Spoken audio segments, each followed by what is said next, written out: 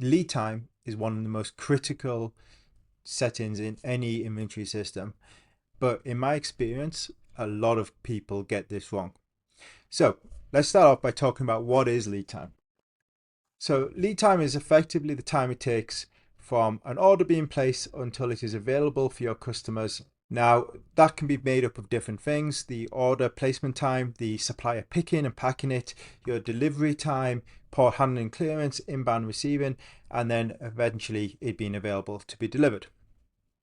The issue is there is a lot of variance in lead times in almost every single system.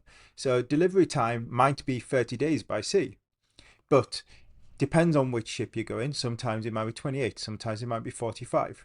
In addition, when it comes to supplier picking, now they might be able to pick everything in 5 days if they have it available, but they may only have something like a 60% fulfillment rate or 90% fulfillment rate. But that means that that extra 10% is not available when you want it. So what does this mean? Well, it means that when you look at a best case scenario, you might have a lead time of, let's say, 45 days.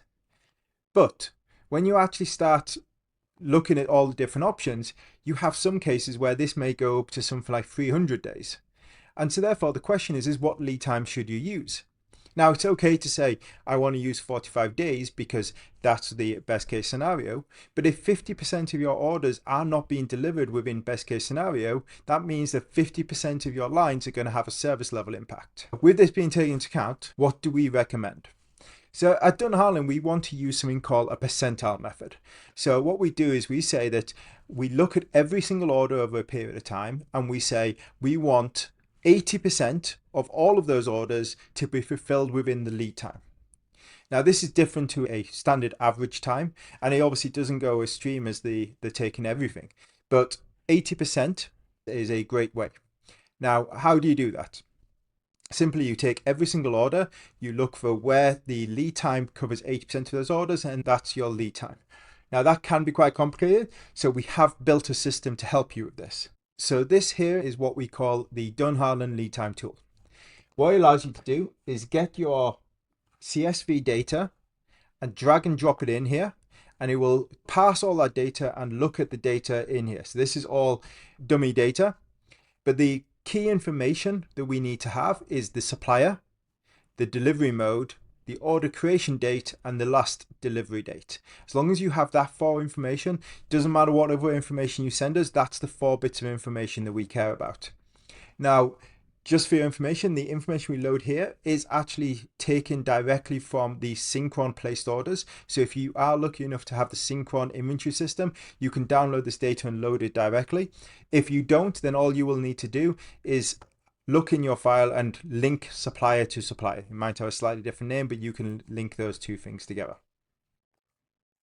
Once you've identified those fields, you click Analyze Lead Time, and it will come up with this summary. So let's quickly go through what this summary shows. The first one is a summary of the information in the system, and it will show you your mean, medium, then it will give you percentiles at 75, 80, 90, 95, and 99, and then it will break down that information by supplier and delivery mode. Why is this important? Well, obviously an air order has a completely different lead time to a sea order. So therefore, you want to have these set up differently in any inventory system you want. In addition, any suppliers might be completely different lead time. So you want to create separation on those. But what we can see here, if we look at Japan Sea and look at Japan as an example, we see that the mean lead time is 45 days. Your medium lead time is 34 days, which means that probably the vast majority of items are coming in 34 days. But actually, to get 80% of your orders in, you would need a lead time of 68 days. Now, obviously, you can increase that to something 95%. That would increase your service level, but would also increase your stock. In addition to that, if you want to analyze what your current lead time does, so if we say our current lead time is 50 days, you can put that into here and it will tell you how much of the lead time is currently covered. So with a lead time of 50 days, you're covering 66% of all of your orders. Below this, it gives you some more breakdown. So here it will show you this broken down by month, so you can see if there's any variance in this. This here is called a box and whisper graph. So the box will show 50% of all your incoming orders, and then the whiskers will show you the over 50% with the extremes in it. This has both the air orders and sea orders. You can increase and put in the other suppliers in here. It is fully dynamic, so you can select which information you want. And then below that, you can also have a look and see the scatter graph, which will show you each individual order and the time it took. So this is the date that the order was delivered compared to the lead time it took. So this would be the first stage on setting any lead time in any system, is to at least get an 80 percentile lead time set in there.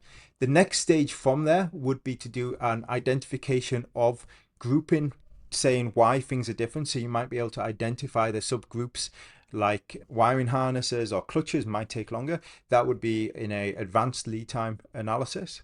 But this tool is entirely free to use. Please utilize it.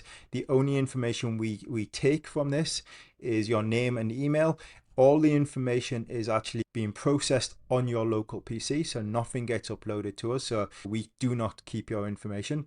I hope this is useful for setting up correct lead times in your system. And if you need any help or want to work with us for anything else in the future, please get in touch here at Dunn Harland. We're happy to help.